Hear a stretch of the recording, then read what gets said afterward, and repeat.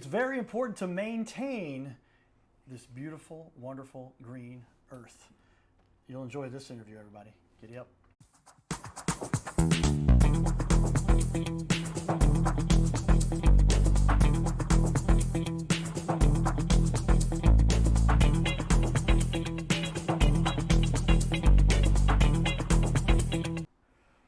Welcome everyone to Your Little Castle Show. We get to talk to experts from all realms. And I tell you, when you're talking about a home, a house, or any property you have, the roots, the trees, the plants, those are all things you need to help maintain, or else you don't know what kind of, your property could look overgrown and not habitable. Is that true, Stan? That's true. That's true. All right, everybody, we're going to give a shout out here to our sponsors. If you can see on our big screens here, Carroll House Furniture, because you like nice things in your little castle that hopefully you had taken good care of. Stan can help you with that. He is an expert tree and plant specialist and will help you to make those look beautiful. At the same time, you might want to learn to invest to protect that house, get some investments going so you can always, everyone wants to make sure they can pay their mortgage, right? Or be able to retire. My Metal Pro, if you have decided you need to start saving for your retirement, whether that's young or old, gold has literally outperformed the S&P. I did not know that. So we have the Gold Cowboy. There's our little, we had AI make us a logo. Looks kind of cool. But go to My Metal Pros experts. We've given a special link for you guys. Go to the Gold Cowboy. My Metal Pro, goldcowboy.com, and you can find tons of information there about how to invest in gold. These are some experts that we have become good friends with. A good buddy of mine has been doing it for years. So shout out there to our sponsors and those that. Let's get into this and talk a little bit about what it takes to maintain your properties. So Stan, you've been doing this for a while now. It seems like you were well, tell us a little bit about the background. How did you get into tree and plant maintenance, survival, the roots? Your company's called Roots Plus. How'd you get into this? Well, in 2009, I became more closely acquainted with a second cousin of mine that has a business in Donovan, Missouri that produces biostimulants for crop production. And in the course of working with him and selling to these products to farmers, Ron suggested that I start a tree company and start fertilizing trees up in the St. Louis area. He said, Stan, he said, there's only about 4 or 5 people in the country that know what we know and have what we have, and you're one of them. Wow. And I kind of blew it off a little bit and didn't think too much about it, but then I started thinking about it. Here's a very successful man that has my interests at heart. Maybe I should listen to him. And so I did, and we founded Roots Plus because, and we named it Roots Plus because the roots and the health of the soil and the health of the plant are closely aligned. And if you don't have a healthy soil and healthy root system or structure, you won't have healthy plants. Well, and we don't realize how important healthy plants are to our little planet until you understand the process. I heard you mention it earlier, photosynthesis, right? The process of taking carbon dioxide that we breathe out and then turning it back into oxygen, right? So I think that's important. I guess a couple of people, hey, you got oxygen. That carbon dioxide that everybody's saying that we need less of in the atmosphere is actually food, or it's to plants what air and oxygen are to us. So we need it. We need a balance, but it's all important. It's all integral and relevant. Well, give us a little bit more of the details. How long have you actually been in the industry then? Now you started, was it 2009? I think you said you started in this? Well, I started dealing with the biologicals and the fertilizers and learning more about soil health in 2009 and soil quality. But it was in 2016 that we actually founded Roots Plus LLC. So it's been almost 10 years that we've had Roots Plus going, and it's just the process and the products that we use are just simply second to none, and the trees and plants respond extremely well. Well, I can't emphasize how critical it is that people to talk about it. I'm one that believes that we got to do everything we can to help humans, but you got to take care of your environment, including the trees and the plants. A lot of people, though, you tell me, give you your little perspective. I'm getting a little bit of a tangent here, but there's lots of cities that build up, and they say that the carbon dioxide there is larger, but you go 5 miles out and there's green grass everywhere. Which one is the truth, and how important is it, and how do we maintain all of that? Well, it just comes down to using proper fertilizers and the utilization of beneficial bacteria is a huge component of this, because the soil is like the stomach to a plant, and it's just like our intestinal tract or our gut flora. If we don't have a healthy intestinal flora, we can't process the food that we eat, and so we can't break it down, and our bodies can't use it, so we become sick and weak and have different health issues. Plants are the same way, and if they don't have adequate fertilization or adequate nutrients available and a biological profile in the soil that can break these things down and make them available to the plants, then the plants become sick and disease-ridden, and in fact, that's when they become targets for insects that are harmful vectors to them. And it's like animals in the wild. When a plant when they're young, when they're sick, or when they're old, they become more susceptible to insect infestation because they're not as healthy. And so, well, there you go. thing. I mean, this is like the real cycle of life. A lot of people don't understand. Like we all need to eat and we need oxygen, but where does that all go? And it's actually part of the process. Our exhaling, our own excrement, what we release out of our bodies into that all is part of the system. It is. It's all cyclic. It's not all poison. But there's animals that that's the sustenance for them. That's what goes back into the soil and becomes nutrients from the plants. Is that true? Yeah, that's true. It's all part of the cycle of life. And what we look at too is we look at different things that you don't hear many other people talk about, arborists or anything like that. But we know too that the only barometer to measure the health of a plant is by what's called measuring the Brix level, and that's spelled Brix. Now that's the carbohydrate or the sugar content of that plant, okay? And every plant has various Brix levels, but the higher the Brix levels, the more toxic that plant is then to insects. So if you have a real healthy plant, like for instance pin oaks, that's a prime example. If you have one pin oak that's standing next to the other and one's infested with galls and the other one doesn't have any galls on it, the tree with no galls on it is going to have a much higher Brix level or carbohydrate level than the tree next to it that's infested with the galls. Could be the same tree, same type of tree. Same species, yeah. Same species, same everything. But one is much more sugar. It's got a higher Brix or carbohydrate level or sugar level than the other one. See, insects don't have a pancreas, okay? So when if they would ingest these elevated the vegetative tissue of a plant or a tree, or suck the saps from that plant or that tree with an elevated Brix level, then it causes a fermentation process in the insect's body, and they'll dehydrate and die. So they know that. They can sense that. So they'll leave that tree or that plant alone and go to a less healthy species and go to town on it. Well, we're really getting into the entire cycle of life here, everybody. So then how does nature determine those things that are weak and then will then decay and go away, and then the other trees prosper and then move on? And it's just like animals in the wild. They'll attack the weak or the sick or the old, and insects are no different.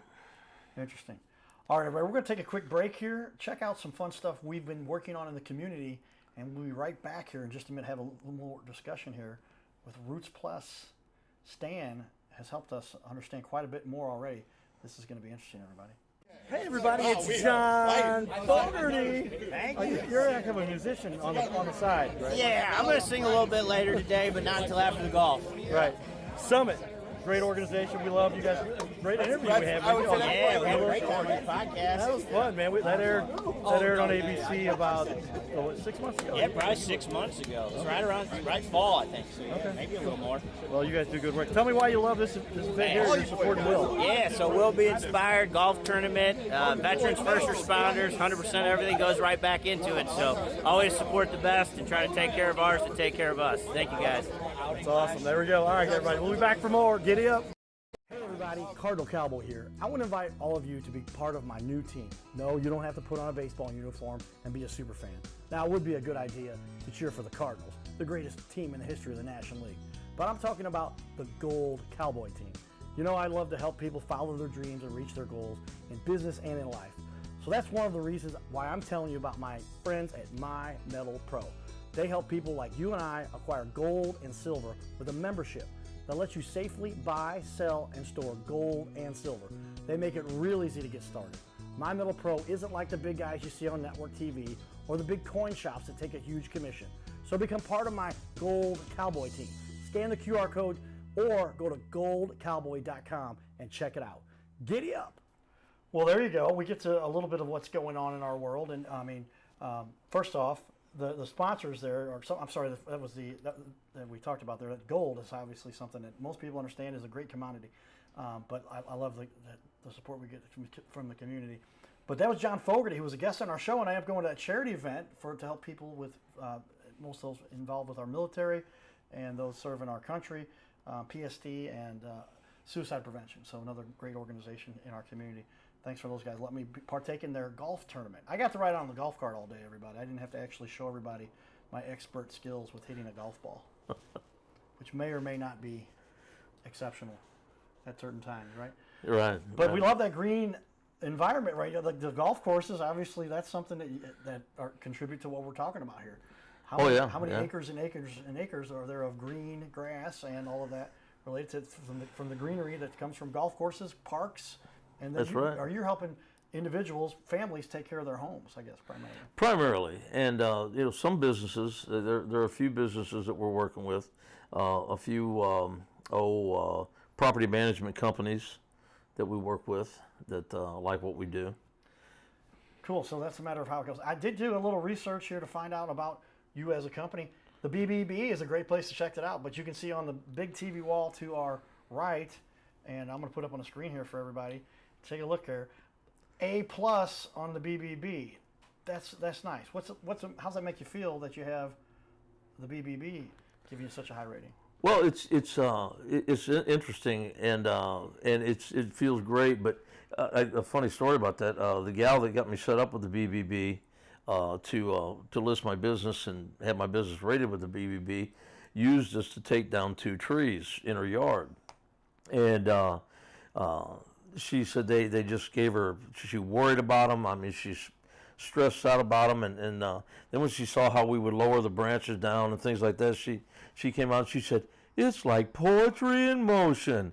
And I laughed and said, "Okay, I'll take that." But well, I can imagine it's a process. A matter of taking down a tree. There is a very systematic method here because you can damage the trees. I know some people like to trim their own. Tell me some of the what before we get into it. I've got a question here. So, what's a big mistake people make? But literally though, there's like things you have to make sure that are addressed, or else you can cause a tree to become sick if you don't handle it correctly, even if you're just cutting off limbs. Is that true? Well, that's true. That's true. You need to, and in all honesty, if you can cut them down, trim the tree in the winter, that's the best because that's when insects and fungal and bacterial pathogens are at their lowest. But sometimes it's not really practical because if you're trying to trim dead limbs off of a tree, in the winter it's hard to tell. If they have no leaves, if they've dropped all their leaves, it's hard to tell what's dead and what isn't. So you have to be careful and not cut good and viable limbs and branches off of a tree during the winter if you're trying to trim during the winter. Well, tell me, do trees, they don't necessarily have a nervous system, but you are literally, they're living, I guess they're not creatures, but they're living organisms on our planet, and they are part of the ecosystem here. Absolutely. But if you're going to harm, tree, you cut a limb off the wrong way, can you really cause the tree to essentially rot and decay, and then it turns? Well, you can, because you're opening that. It's like an open wound in a human, and that's when that wound's open, when your skin is open, that allows bacteria and fungal pathogens and things of that nature to enter your skin, and it can kill you. But so it's something you need to be careful of.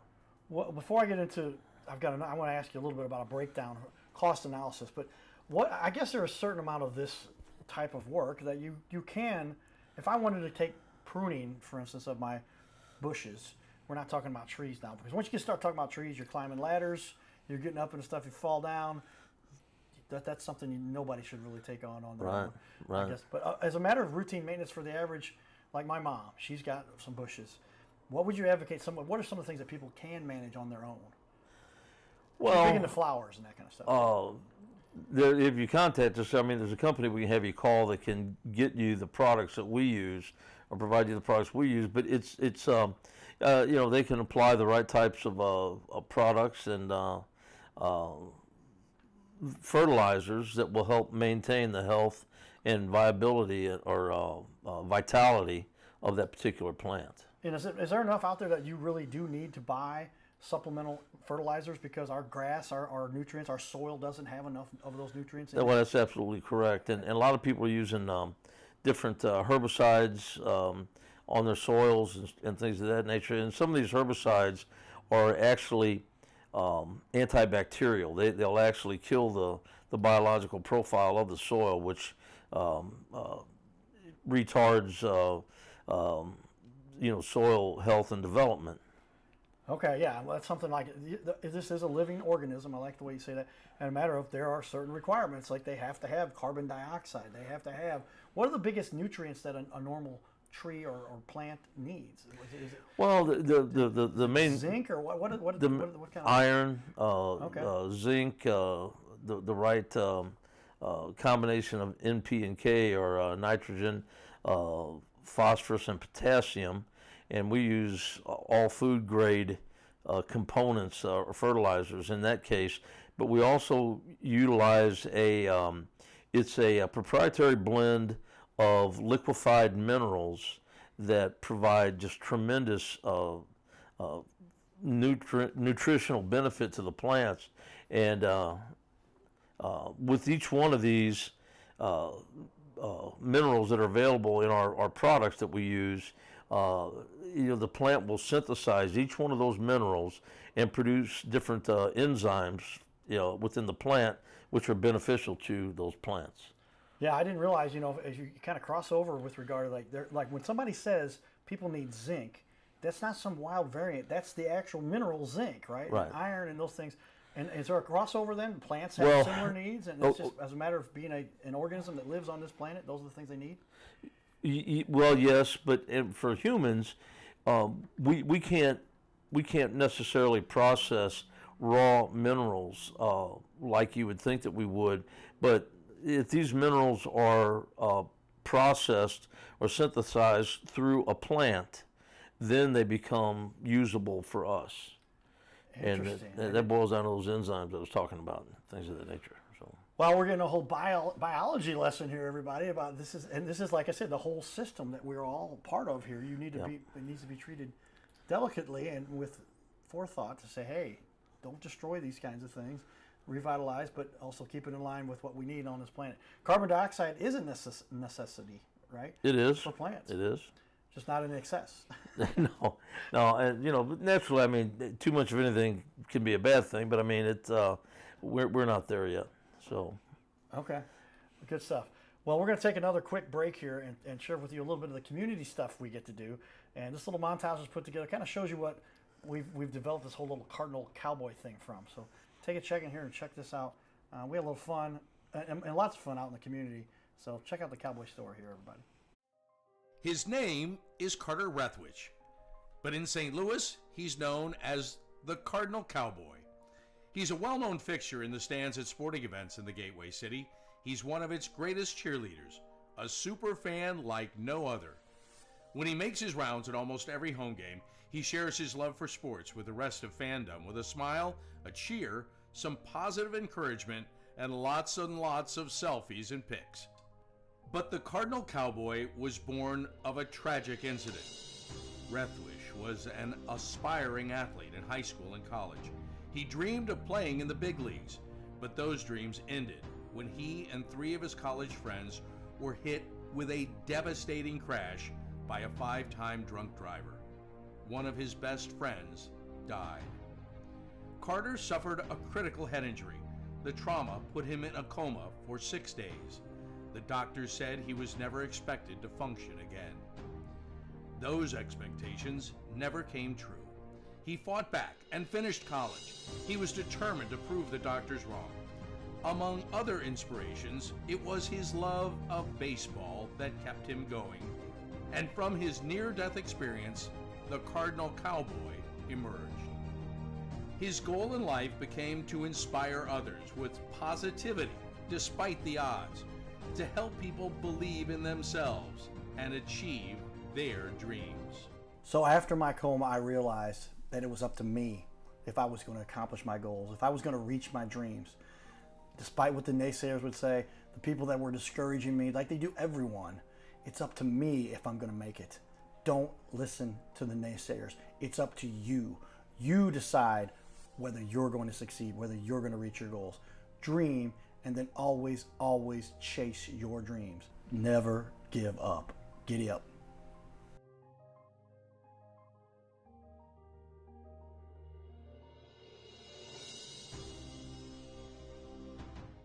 Well, there, everybody, you get a little sense of what we try to do in the community. That's why we're looking for the leaders that we have here, like Stan, to help us understand what's going on this planet. There's a lot more that goes into this than most people ever realize. Oh, there is. That's true with anything, though, isn't it? I guess that is the case, yes. Well, tell me then, let's do a little cost analysis. I like for people to understand when you're providing your services for somebody, like I said, we always hear about the do-it-yourselfers, right? And they can do it for free. They can go buy the equipment. What are they really putting at risk? And how many times are you coming in afterwards going, well, nice effort, but you caused a lot more problems for yourself than you would have if you just would have called the experts to begin with? One of the most profound instances of that is I met a man from Chesterfield, and he was a contractor, and a tree had come down. He tried to get up in the tree to cut it down from another tree or cut it loose from another tree. Well, when he did that, this thing catapulted him about 30 feet. Oh, wow. He landed on a fence, broke his back, broke his legs, broke his pelvis, and when I met him, he was pretty much in a wheelchair, but one leg was like 4 inches shorter than the other one. It was horrific. He probably would have been better off dying, in all honesty. He was so bad off. That is a tough situation. But that can happen. And that's like a worst case scenario kind of thing. Exactly. But I mean, it's also true that like you can accidentally damage the plants that you were trying to help, oh yeah, right? And yeah. You got some plants that you think you can manage and other plants that are going, hey, leave me alone, but you think that they need help. We're not experts. We can't figure those things out. Well, over-fertilization is a key mistake that a lot of people make. Okay. They think more is better. Well, that's not necessarily true. In fact, it's usually not true. So you end up giving a plant, like anything. It's like people can die from drinking too much water. Absolutely. So you think you need water, you can just... You need it, but it'll kill you too. Too much water, you can do that. But I can only imagine, because you're talking about chemicals. Tell me, what is your perspective on, as we break in here real quick, chemicals, are they involved with the process here? Are they sometimes good, natural, versus what they phosphate, phosphorus, these things I've heard about, but how do they impact the plants? Well, sometimes chemicals are necessary, especially if a plant is like really bad off. You may want to, we would employ chemicals initially, but then try to go to the natural, or take the natural course, which is what we're huge proponents of. Okay, yeah. The more natural, the better. Absolutely. I think we've had a long history here. Most recent, like we were all natural. It's like the 1900s, 1930s, and then all these chemical things. And they proved a lot of stuff, but they didn't realize the repercussions. And now we're going to get back. There's a place somewhere in between that you can manage these things. But again, talk to the experts. Yeah, everything in proportion.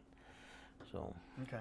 What would you say is the one thing that really sets you guys apart as a tree and plant expert? There's other people in the planet, but what do you really specialize in that makes you an expert for what you do?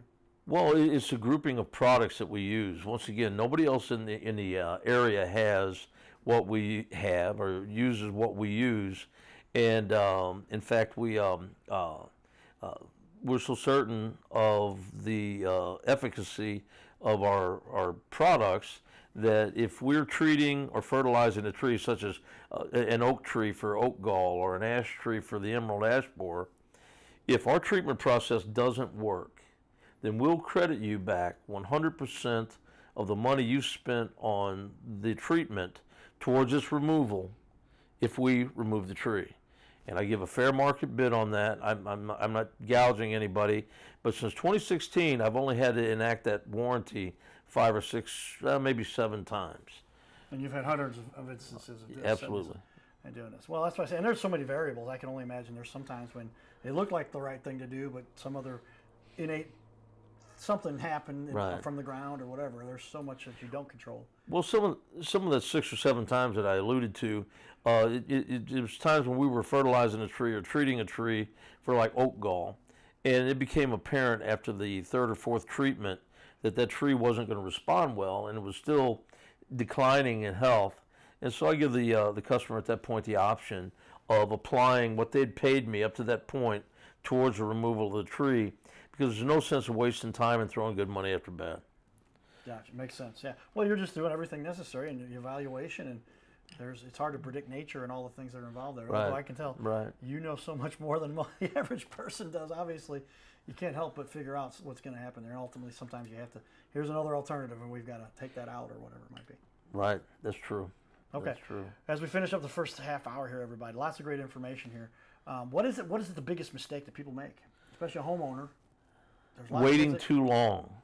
Waiting too long until that tree. Once again, let's talk about oak galls. Okay, they'll wait till the tree has almost no leaves on it and want to try to save it.